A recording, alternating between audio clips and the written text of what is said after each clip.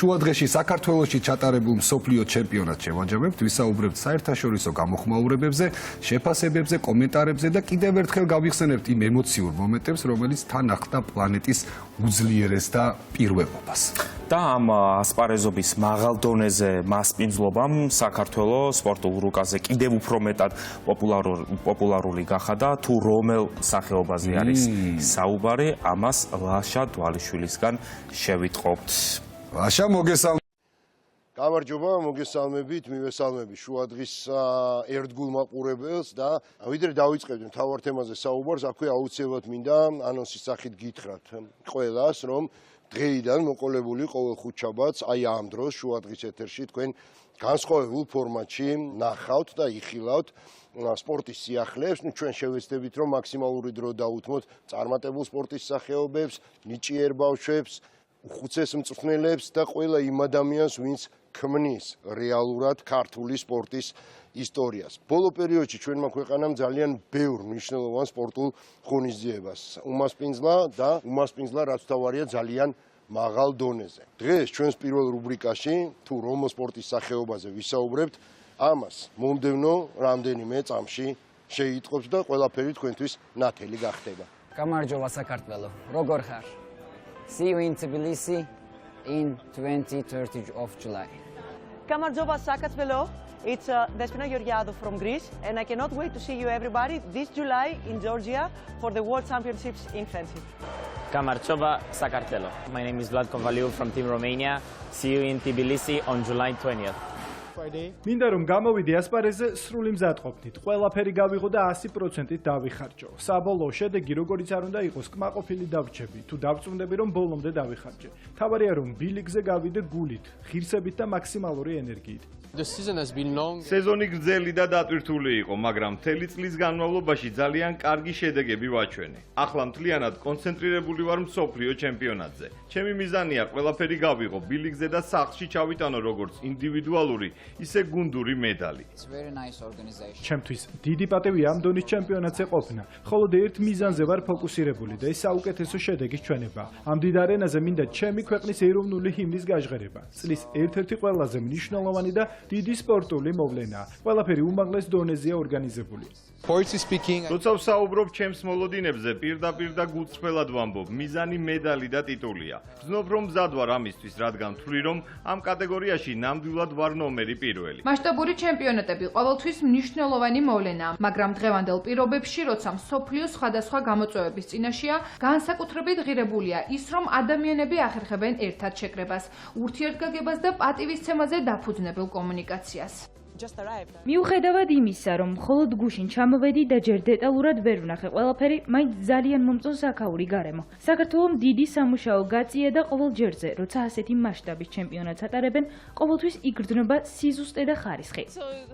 ტურნირი ბევრად უფრო მასშტაბურია, ვიდრე ის შეჯიბრებები, რომლებშიც აქამდე მიმიღია მონაწილეობა. კონკურენცია მაღალია, დონის მაჩვენებელი კი საერთაშორისო ელიტაზე გათვლილი. მიუხედავად ამისა, აქ თავს არაჩვეულებრივად ვგრძნობ. ყველაფერი ძალიან კარგად და მარტივად არის მოწყობილი. ქვეყანა, სადაც ფარიკაობა ისტორიის ნაწილია. ქვეყანა, რომელმაც 8 ოლიმპიელი მოფარიკავე გაზარდა. პირველად ქართული სპორტის ისტორიაში საქართველო ფარიკაობაში მსოფლიო ჩემპიონატს მასპინძლობს. ხმალი, რაპირა, დაშნა 158 ქვეყანა. საუკეთესო მამაკაცი და ქალი სპორტსმენები პირველობისთვის იბრძოლებენ.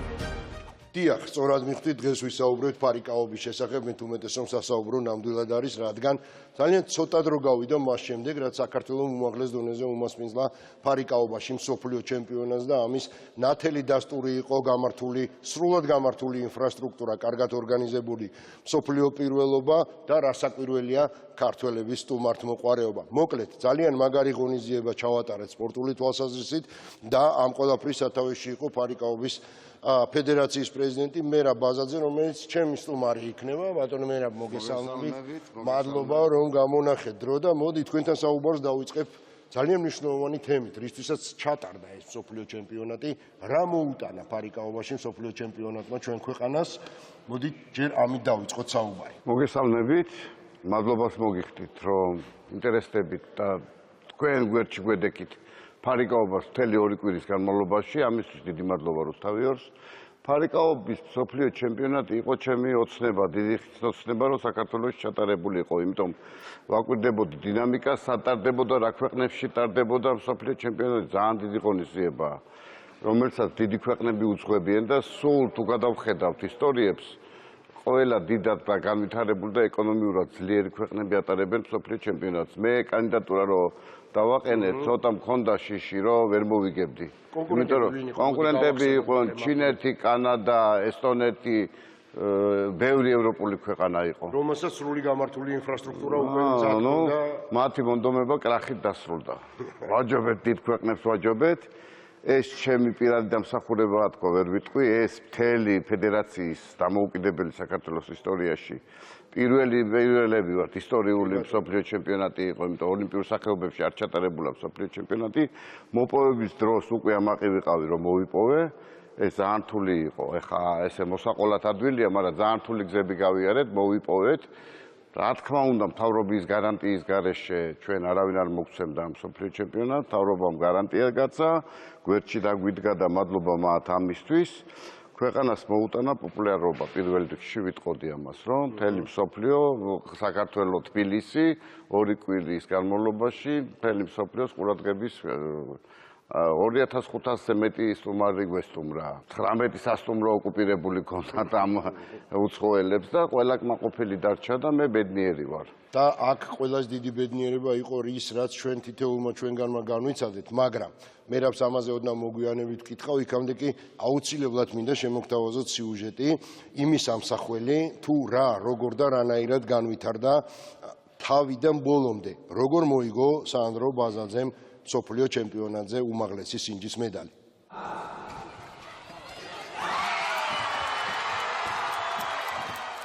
პირველი ქართველი მოფარიკავე, რომელიც მსოფლიო ჩემპიონი გახდა და ოქროს მედალი მოიპოვა, ეს სანდრო ბაზაძეა. დაბრკოლებების მიუხედავად, ბაზაძემ ყველაფერი გააკეთა და საქართველოს ოქროს მედალი შემატა. მან ფინალურ ორთაბრძოლაში ფრანგი ჟან-ფილიპ პატრისი დამაჯერებლად 15-9 დაამარცხა. იქამდე კი ქართველმა ზედიზედ 5 ორთაბრძოლა დამაჯერებლად მოიგო.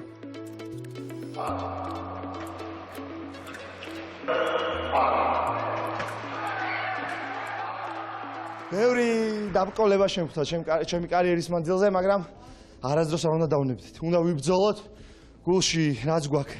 არასდროს არ უნდა ჩავაქროთ, ასაკი არის მხოლოდ ციფრები და ჩემ თავს ულოცავ და საქართველოს ულოცავ ამ გამარჯვებას. იმიტომ რომ ეს ჩემი თავის გამარჯვება არა, ესა თითოეული ადამიანის გამარჯვება, ვინც აქ იყო. სანდრომ გასაოცარი სანახაობა მოაწყო, მან იმპოვა ძალა, არ დანებდა და ყველაფერი ძალიან ღირსეულად დაასრულა. ჩვენი შრომა არ ყოფილა ამაო, ყველაფერი ისე წარიმართა, როგორც ვგეგმავდით. სანდრომ მოიპოვა მედალი და დაამტკიცა, რომ არც ერთი დაბრკოლება არ არის გადაულახავი. ძალიან კმაყოფილი ვარ, ჩვენ ნამდვილად საუკეთესოები ვართ. ეს მედალი არ არის მხოლოდ მისი პერსონალური გამარჯვება. ეს გამარჯვება მთელი საქართველოსია. ეს ყოველდღიური შრომის, რწმენის და საქმისადმი ერთგულების შედეგია. მერვედ ფინალში ჩატარებული ორთაბრძოლა სანდრო ბაზაძისთვის ფინალის ტოლფასი იყო, რადგან ბილიკზე მისი მეტოქე მუჰამედ ამერი გამოდიოდა, ვისთანაც ქართველმა მოფარიკავემ პარიზის ოლიმპიურ თამაშებზე მარცხი განიცადა. ბაზაძემ რევანში აიღო და ეგვიპტელი 15-11 დაამარცხა. ქართველმა მოფარიკავემ წარმატებით დაძლია მეოთხედფინალური ეტაპი და ნახევარფინალში აჰმედ შეჰამის დაუპირისპირდა, რომელიც ასევე 15-10 დაამარცხა. ქართველმა მოფარიკავემ მსოფლიო ჩემპიონობამდე დიდი და რთული გზა გაიარა. იყო იმედგაცრუებები, იყო ალბათობა იმისა, რომ ბაზაძეს კარიერაც ნაადრევად დაესრულებინა. თუმცა იყო რიგი მნიშვნელოვანი გარემოებები, რომელმაც ბაზაძე პლანეტის უძლიერესის წოდებამდე მიიყვანა. მთავარი როლი კი მისმა ოჯახმა ითამაშა.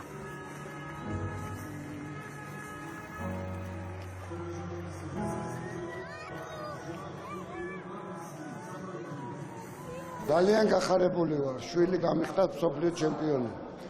სანდრო ბევრჯერ გახდა ჩემპიონი, მაგრამ მსოფლიო ჩემპიონობა, მაინც მსოფლიო ჩემპიონობა საკუთარ კედლებში, საკუთარ ქვეყანაში გაახარა მთელი საქართველოს, მთელი მსოფლიო ელიტა აქ არის და მან აჩვენა ის, რაც უნდა ეჩვენებინა.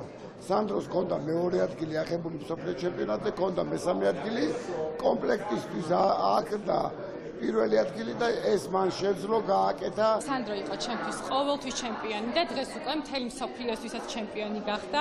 ემოციური დღე იყო ძალიან, იმიტომ რომ ამ ყველაფრის უკან სანდროს უდიდესი შრომა, უდიდესი სირთულეები დგას და მადლობა უფალს, რომ ეს ყველაფერი ოქროს მედლით დაგვირგვინდა და სანდრო დღეს მსოფლიო ჩემპიონია. ეს მართლა წარმოუდგენელი ემოცია იყო და იყო გვირგვინი მთლიანად იმ მსოფლიო ჩემპიონატის, რომელსაც უმასპინძლა თბილისმა, რომლის მასპინძლობაშიც ძალიან დიდი შრომა ჩაიდო და სანდრო ბაზაძემ ეს შრომა დაუფასა აბსოლუტურად ყველას. მე რა, აი დღეს უკვე არის დრო გასული, როდესაც უყურებ ამ კადრებს, როდესაც აფასებთ ალბათ სახში შენ და სანდრო თქვენი ოჯახის წევრები, რა გზნობა გეუფლება და რა ემოცია. იქ მაინც რაღაცა ეიფორიული დატვირთვა აქვს, ხო, როდესაც თქვენი ვაჟი მაგალითად იგებს ოქროს მედალს, მაგრამ ახლა შეიძლება აბსოლუტურად სხვანაირად სხვა ემოცია გეუფლება. მე რა თქმა უნდა, ამაყი ვარ, სანდრო უძლიერესი სპორტსმენია, მან ერთხელ დაამტკიცა მსოფლიო ასპარეზზე.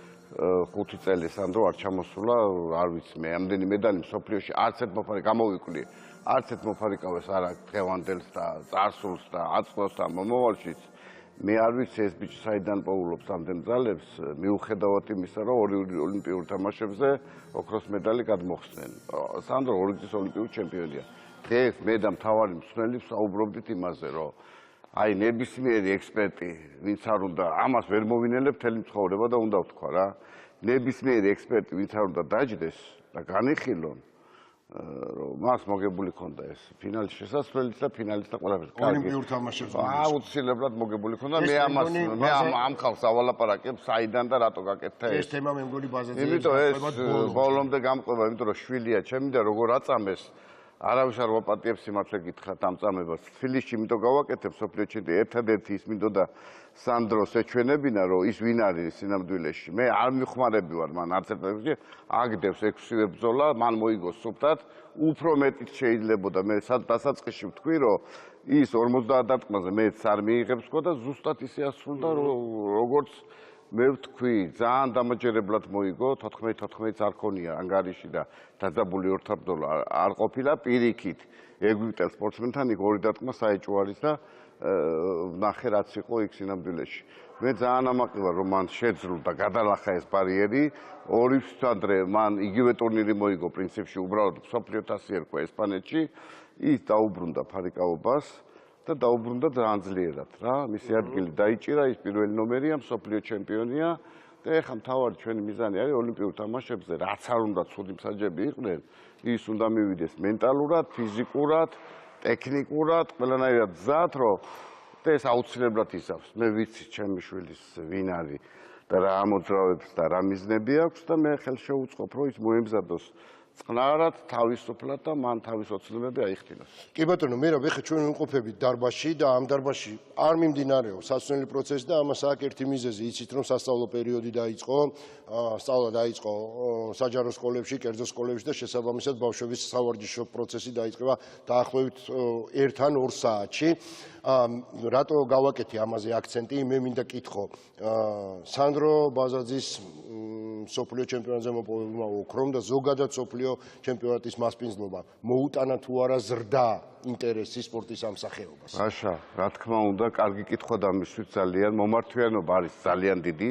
ჩემი ტელეფონები არის მითითებული, გამოვაცხადეთ. ანუ ძალიან ბევრი ბავშვი და მე ვფიქრობ, რომ ამ დარბაზში არ დაეტევიან რა. მე პირადად 50 მშობელმა დამირეკა და მე ვაკვალიანებ რა არის ეს ფარიკაობა თან უხსნი. ფარიკაობა მარტო სპორტი არ არის, აქ გონებრივად ბავშვს ეხმარება განვითარებაში, სწრაფაზროვნებაში და ძალიან ბევრი პრიორიტეტები აქვს ჩვენს სპორტის სახეობას, სწავლა უცხოეთში, ნებისმიერ უნივერსიტეტში მსოფლიოს მასშტაბით, უფასოდ. ძალიან ბევრი ჯამთელობა პირველ რიგში რა და ბავშვის სპორტში არ ჩადმა ჯამთელი ცხოვრების წესი და ძალიან დიდი მომართვიანობაა და მე ვფიქრობ აქ არ დავეტევით და უკვე ვიწყებ ფიქრს რომ ძალიან დიდი კომპლექსი ავაშენო საქართველოში და მიმდინარეობს მოლაპარაკებები მთავრობამ მაგარი კანონი გამოცა რომ მიწა უფასოდ ინვესტორებს და მე ვფიქრობ რომ ფარიკაობა ახალ კერას შეიქმნის. მეც ასე მწამს, კერაც ახალი იქნება, დარბაზიც იქნება, ინტერესის გაცილებით მეტი იქნება, თუმცა ეს ინტერესი კიდევ უფრო გაიზრდება მას შემდეგ რაც ბაზაზე დაბრუნდება შემდეგი ოლიმპიური თამაშები. აუცილებლად დაბრუნდება და ძალიან ძლიერად დაბრუნდება და ამ ეხან კარგი კითხვა დამისვით რა მოუტანა საქართველოს ევროპის ჩემპიონატი. კი ბატონო. მომავალ წელს პატარა ასაკი ჩვენ მომდევნო თაობა მოგდით ძალიან ძლიერი არანაკლები სანდროზე. ევროპის ჩემპიონატი 42 ქვეყანას ვიხილავთ თებერვლის თვეში საქართველოში. ეს ქვეყანას წაადგება როგორც ეკონომიური განვითარებისთვის, ასევე ცნობადობისთვის. კი ბატონო, ძალიან დიდი მადლობა მერაბ და წარმატებები მინდა გისურვო და მაყურებელს მინდა უთხრა, რასაკვირველია დღევანდელი გადაცემა ვერაფრით ვერ ჩაივლიდა თბილისში ჩატარებული მსოფლიო ჩემპიონატის მთავარი შემოქმედის სანდრო ბაზაძის გარეშე და ვიდრე მასთან დავიწყებდეთ საუბარს, მინდა დაახლოებით 20-30 წამიანი კოლაჟი შემოგთავაზოთ.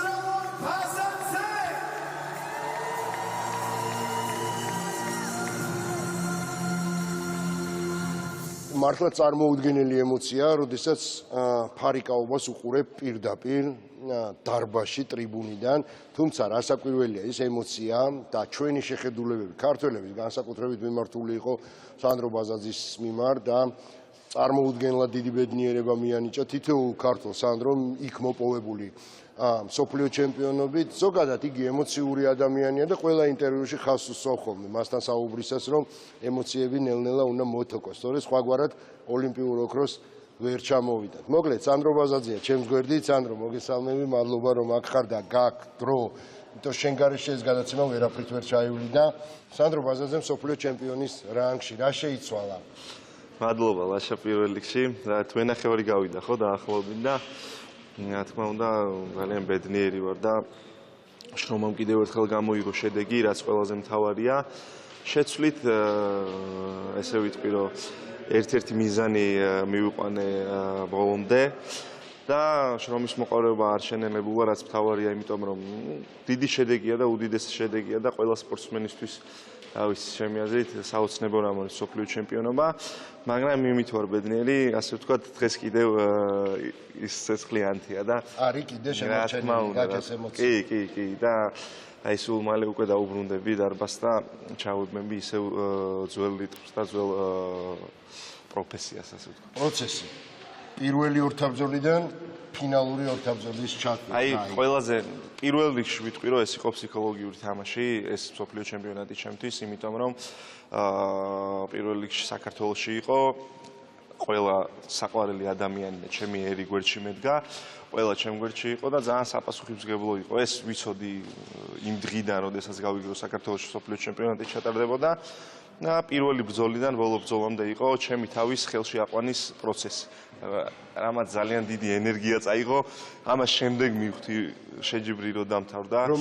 რომ მოეშვი შემდეგ მივხვდი რამდენად დიდი ძალა ჭირდება ამ ყველაფერს. რავი, მადლობა ღმერთს. ეს იყო, რა ვიცი, ღმერთის დამსახურება არის ეს ყველაფერი. რწმენა არის ყველაზე მთავარი რამ, უნდა ჟეროდეს და არაფერი არ არის მიუღწევადი.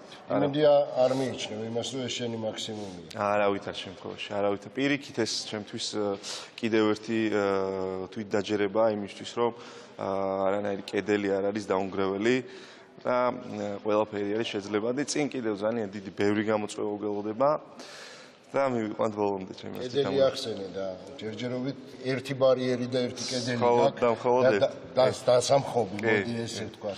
დიდი ხანია ვებძვი ამ ყველაფერს, დიდი ხანია, მაგრამ მაინც მივიყვან ბოლომდე. ის დაბრკოლებებიც და ის ხელი შეშლებიც, ჩემი აზრით, ეს ჩემს საკეთილდღეოდ ხდება ეს ყველაფერი უკვე ამ ყველაფერს ნელ-ნელა ვიაზრებ და ვააზროვნებ, რომ უფრო მაძლიერებს ეს ყველაფერი და უფრო მყარს ხდის და ჩემი აზრით ის მიზანი, რაც გვაქვს დასახული, ის უფრო ესე ვთქვათ, გემრიელი იქნება საბოლოოდ. საბოლოო გვირგვინი. კი, გვირგვინი. კარგი, შენ წარმატებაში მოდი ესე ვიტყვი, მე რომ მარტო სანდრო ბაზაძისვილი არ არის, ფსიქოლოგიურ მომენტს გავუსვი ხაზი და იქ ნამუშევარი იყო ფსიქოლოგიური კუთხითაც და არ შემილია გვერდი აუარო მწვრთნელს, რომელმაც ძალიან ბევრი გააკეთა და ბევრი ჩადო იმისათვის, რომ თქვენ ერთობლივი წარმატებისთვის მიგეხსნათ. რა თქმა უნდა, ანუ ამ გუნდის გარეშე არაფერი არ ხდება. პირველ რიგში ვიტყვი, რომ სანამ ამ მწვრთნელთან ეხლა რაღაც შეჯიბრამდე დაახლოებით 2-3 კვირით ადრე ჩამოვიდა ჩემთან, მანამდე ვარჯიშობდი ჩემ ძმასთან ბექასთან, რომელმაც რა ვიცი, დიდი წვლილი შეიტანა, რომ მსოფლიო ჩემპიონად მოვიპოვებინა, იმიტომ რომ მაქსიმალურად ჩემზე იყო გამართული, მიუხედავად იმისა, რომ თვითონაც გამოდიოდა მსოფლიო ჩემპიონატზე. ძალიან დიდი ძალა გაწია მან, ჩემ მწვრთნელზეც ვიტყვი, რა თქმა უნდა, ანუ საჭირო კაცია, ემოციური და ახალგაზრდა და თავის მუხტი შემოიტანა ფსიქოლოგიურ მომენტში. ჩვენთან იქნება. კი, ჩვენთან იქნება. ფსიქოლოგიურადაც ვიმუშავე, ძალიან მაგარი ფსიქოლოგი ანა. მადლობელი ვარ მისი, რომ ბევრ რაღაცაში სიმყარე მომცადა. შედეგით სახეზეა, ერთობლივი გუნდურად ვარჯიშმა გამოიღო შედეგი და მსოფლიო ტიტული მოვიპოვეთ. კი ბატონო, ეხლა მინდა ესეთი რამ მკითხო. ბავშვები გვიყურებენ ალბათ და მინდა რომ უბრალოდ რჩევა მიცე, რა არის ფარიკაობა და რატომ უნდა შეარჩენონ მათ არჩევანი სპორტის ამსახიობაზე და აი რომ მითხრა უბრალოდ ფარიკაობის ხიბლი. ფარიკაობა, ანუ დღეს, რა ვიცი, ჩემი აზრით ბევრმა გაიგო და ქართულმა ხალხმა გაიგო, რომ ეს უბრალოდ ხმის ქნევა არ არის და ხმალი და ფარი.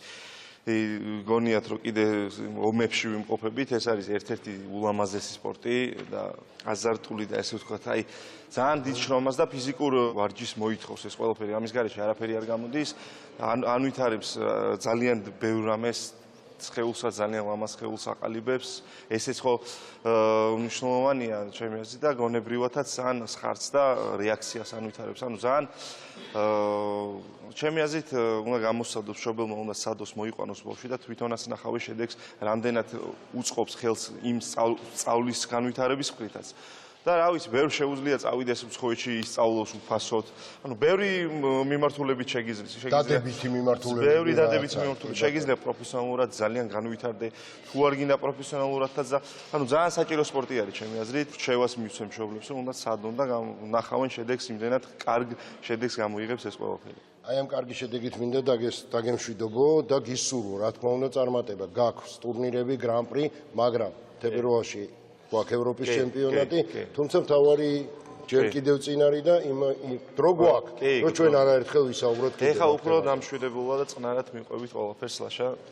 გვერდში მიდიხარ და მიყვებით ბოლომდე და უნდა ვანახოთ ხალხს უნდა ვანახოთ. ოქრო გვინდა ოლიმპიური თამაშები.